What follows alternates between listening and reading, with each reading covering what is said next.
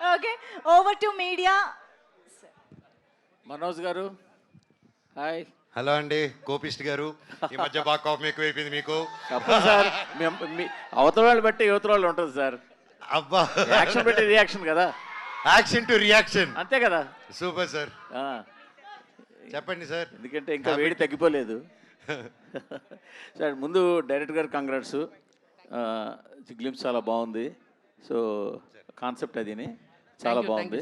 Okay Manoj గారు sir, ఈ character ఎలా ఉండబోతోంది? క్యారెక్టర్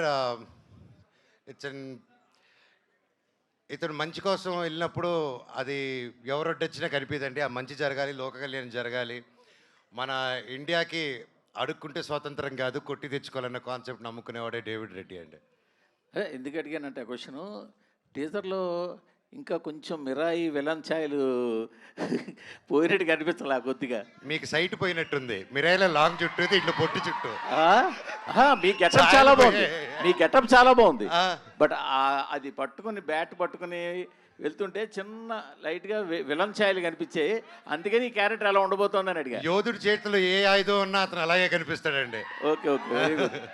వైలెంట్ ఫిలిం అన్నారు కదా, so violent story cum violent అండి. అదే బట్ అంటే ఇది మోస్ట్లీ ఏ సర్టిఫైడ్ ఉండబోతుందా? లైవ్ గా వెళ్తూ ఉన్నప్పుడు జరిగేటువంటి యాక్షన్స్. అంటే మీరు అడిగే క్వశ్చన్ బిట్ సీన్స్ లేవండి. Sundar A Master. సర్టిఫికేట్ కాదు.